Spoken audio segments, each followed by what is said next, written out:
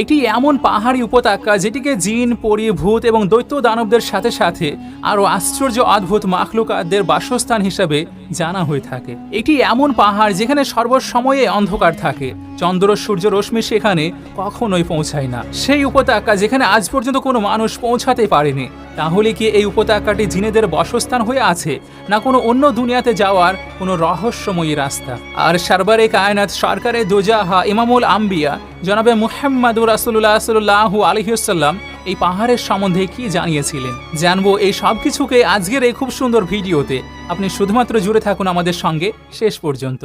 কোহে কাফের নাম শুনতে সর্বপ্রথমে কোনো রহস্যময়ী আরবি কাহিনীর কথা আমাদের মস্তিষ্কের মধ্যে জেগে ওঠে।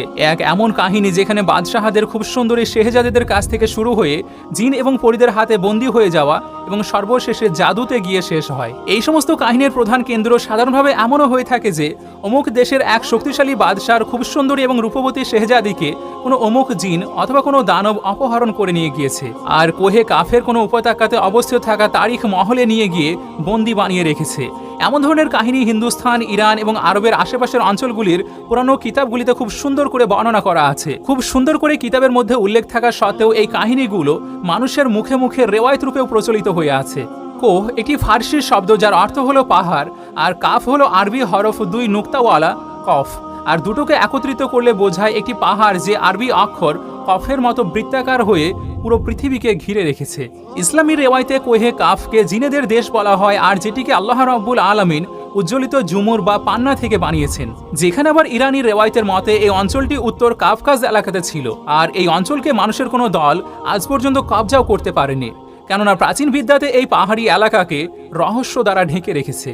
কোহে কাফ সাধারণভাবে একটি বৃহৎ পর্বতমালা, আর এটিকে এই জমিনের সবচেয়ে দূরবর্তী স্থান বলা হয়ে থাকে, যেটি কিতাবে জরাথুষ্টের ভূমি এবং শিমুর্গ নামের একটি পাখির জন্য বিখ্যাত হয়ে আছে। বলা হয়ে থাকে যে কোহে কাফ সবুজ ঝুমুর বা পান্না দ্বারা গঠিত হয়েছে, আর এর প্রতিফলন আসমানকে সবুজ রং দান করে থাকে। কোহে কাফকে জিনেদের শহরও বলা হয়, আর যেখানে প্রাচীন জামানাতে জিনের অনেক সমস্ত জাতি শাসন ব্যবস্থা প্রতিষ্ঠিত করেছিল। ইমাম কাজবিনী লিখেছেন, কোহে কাফ কয়েকটি এলাকা জুড়ে বিস্তীর্ণ হয়ে আছে, আর যার 70টি জমিন চাঁদির, 70টি জমিন সোনার, আর 70টি মুস্ক এবং আম্বারের। আরবি কিতাবের মতে কোহে কাফ পর্বতমালাগুলির দিক থেকে সবচেয়ে উঁচু ছিল, যেটি আল্লাহর পক্ষ থেকে জমিনকে সাহায্য করার জন্য বানানো হয়েছিল। আর এই দুনিয়াতে যতটা পর্বতমালা আছে, সেই প্রত্যেক পর্বতের শাখা এই কোহে কাফের সঙ্গে জুড়ে আছে। আর এমনইভাবে এই কোহে কাফ, যেটি এই জমিনের সবচেয়ে বড় পাহাড়, সেটি হলো সমস্ত পাহাড়েরই কেন্দ্র।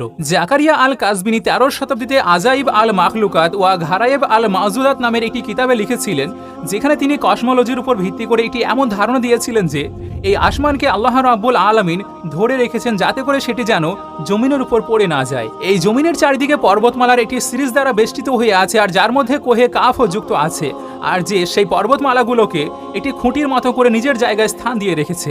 এই তথ্যের আগে মানুষ পৃথিবীকে সমতল মনে করত, কিন্তু এরপর পৃথিবীকে মানুষ গোলাকার মনে করতে শুরু করে।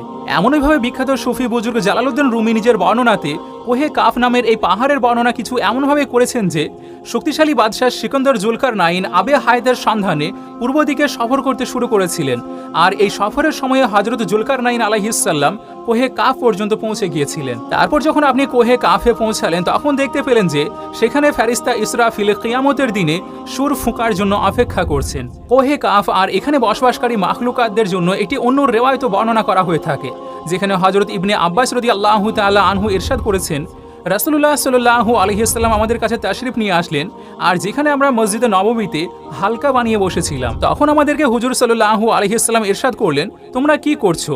তখন আমরা উত্তর দিলাম, আমরা সূর্যের জন্য চিন্তা ভাবনা করছি, মানে সে কেমনভাবে উদিত হয় আর কেমনভাবে ডুবে যায়। তখন রাসূলুল্লাহ সাল্লাল্লাহু আলাইহি ওয়াসাল্লাম ইরশাদ করলেন, তোমরা খুব ভালো কাজ করছো। এমনভাবে মাখলুকের উপরে চিন্তা করতে থাকবে, খালিকের উপরে চিন্তা করবে না, কারণ আল্লাহ তাআলা যার জন্য যেটি চান সেটিকে সৃষ্টি করেন। তোমরা এটি শুনে অবাক হয়ে যাবে যে কোহে কাফের আগে 60টি সমুদ্র আছে, আর প্রত্যেকটি সমুদ্র 500 বছর সফর করার সমান সমান, আর তার আগে 60টি জমিনও আছে, আর যার নূর সেখানকার বসবাসকারী মানুষদের জন্য চমকিত হয়। সেই কোহে কাফের আগে 70,000 আরও মাখলুকাত আছে, আর যারা উড়ে থাকে তাদেরকে পাখিদের রূপে সৃষ্টি করা হয়েছে, আর এই মাখলুক এবং তাদের বাচ্চারা জন্ম নেওয়ার পরই হাওয়াতে উড়তে লাগে। এরা নিজের সৃষ্টিকর্তার শুকরিয়া আদায়ের জন্য কোনো সংকোচ বোধ করে না। তারা বাতাস খেয়ে থাকে, তারা বাতাসকেই পান করে থাকে, আর তাদের কাপড়ও বাতাসের। তাদের খাবার পাত্রগুলো বাতাস দ্বারাই বানানো। তারা এটি জানে না যে আল্লাহ তাআলা হযরত আদম আলাইহিস সালামকে সৃষ্টি করেছেন, আর না তো ইবলিশকে জানে আর না তো ইবলিশের সন্তানদেরকে জানে। আল্লাহ তাআলা কোহে কাফকে দুনিয়ার পাশেই সৃষ্টি করেছেন। এই সম্পূর্ণ দুনিয়া এই পাহাড়ের মধ্যে এমনভাবে অবস্থিত আছে যে যেমনভাবে একটি আঙ্গুলের মধ্যে আংটি থাকে। কোনো মানুষও এখানে পৌঁছাতে পারবে না, কেননা সেখানে পৌঁছাতে 4 মাস অন্ধকার দিয়ে অতিক্রম করতে হবে। আর এটি সেই পাহাড় যেখানে কোনো সূর্যও নেই এবং না তো কোনো চাঁদ আছে, এতদূর পর্যন্ত যে এখানকার মানুষেরা চাঁদ ও সূর্যের সম্বন্ধেও জানে না যে আল্লাহ রাব্বুল আলামিন চাঁদ এবং সূর্যকে সৃষ্টি করেছেন কিনা। যেই রশ্মি তাদের কাছে পৌঁছিয়ে থাকে সেটি হলো কাফ পাহাড়ের রশ্মি, আর সেখানে উপস্থিত থাকা মানুষেরা জঙ্গলের জড়িবুটি খেয়ে থাকে আর তাদের শরীরে কোনো কাপড় থাকে না। সাহাবা জিজ্ঞেস করলেন, ইয়া রাসূলুল্লাহ, তাহলে কি সেই মানুষগুলো ফেরেশতা?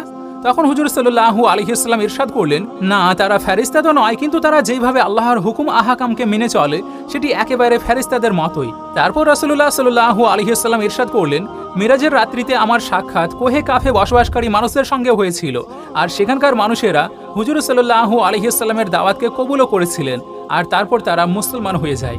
সুফিয়ানে কেরামদের মতে কোহে কাফ সাধারণভাবে এই জমিনে উপস্থিত থাকা কোনো পাহাড় নয়, বরং কোহে কাফকে এই আলমের উদাহরণ দেওয়ার জন্য সেই পর্বতমালা যেটি আউলিয়ায়ে কেরামদের চিন্তাধারাতে এসে থাকে। যেমনকি খাজা ফরিদুদ্দিন আত্তারের মতো বিখ্যাত সুফিয়ান এই ছবির বর্ণনা করেছেন। তরিকতে কোহে কাফ পর্বতকে চেতনার রাজ্য এবং মুরিদের লক্ষ্য হিসেবে তুলে ধরেছেন, যেটিকে পেয়ে একজন বান্দা আল্লাহর কাছ পর্যন্ত পৌঁছিয়ে যায়।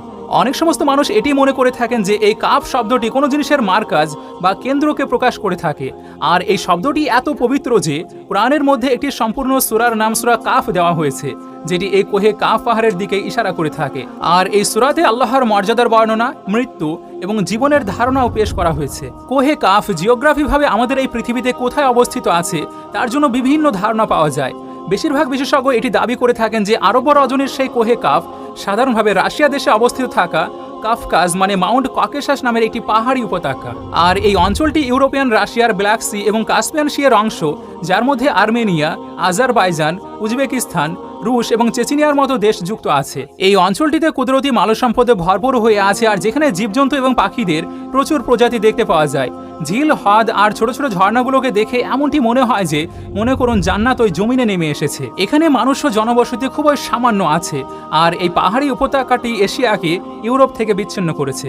যদি কোহে কাফকে স্যাটেলাইটের মাধ্যমে দেখা যায় তাহলে এই অঞ্চলটিকে কোনো সাদা রঙের কাপড়ের মতো মনে হয়। যেখানে আবার কিছু বিশেষজ্ঞ এমনটি মনে করে থাকেন যে কোহে কাফ আন্টার্কটিকার সেই জনমানবহীন বরফময় অঞ্চলে অবস্থিত আছে, যেখানে সবসময় মেঘ এবং অন্ধকারে ঢেকে থাকে। সেখানে আবার কিছু মানুষ প্রাচীন সময়ের আটলান্টিস শহরকেই কোহে কাফ বলে থাকেন, আর যেটি কোনো বড় আযাবের কারণে ধ্বংস হয়েছিল। এছাড়াও বর্তমান সময়ে ফিজিক্সের নতুন খোঁজ মানে ডাইমেনশন কোহে কাফকে বোঝার জন্য অনেক সহজ করতে পারে। সাধারণভাবে ফিজিক্সের নতুন পর্যবেক্ষণের মতে আমাদের এই কায়নাতে মোট 11টি ডাইমেনশন উপস্থিত আছে, যেখানে আমরা মানুষেরা শুধুমাত্র 3 অথবা 4টি ডাইমেনশনে এই জীবনকে অতিবাহিত করছি, কেননা আমরা টাইম এবং স্পেসের মধ্যে বন্দী থেকে আমাদের জীবনকে অতিবাহিত করে থাকি। কিন্তু বাকি যে 6টি ডাইমেনশন আছে সেখানে যে কতটা গ্রহ, নক্ষত্র এবং পৃথিবী উপস্থিত আছে তার জ্ঞান শুধু আর শুধুমাত্র আল্লাহ তাআলার কাছেই আছে। ইসলামিক বিশেষজ্ঞদের মতে আলমে আরওয়া, আলমে বারজাক, জান্নাত এবং জাহান্নাম সেই ডাইমেনশনের মধ্যে উপস্থিত আছে, আর যার মধ্যে মানুষ মৃত্যুর পর প্রবেশ করে থাকে। সম্ভব হতে পারে যে কোহে কাফ সেই 11টি ডাইমেনশনের মধ্যে কোনো একটি ডাইমেনশনে উপস্থিত থাকবে, যেখানে মানুষ্য জাতির পা রাখা একেবারে অসম্ভব। ভিডিও ভালো লাগার সবচেয়ে খুব সুন্দর ইজাহার হলো ভিডিওটিকে লাইক করে আপনার ফ্যামিলি এবং প্রিয়জনের মাঝে অবশ্যই শেয়ার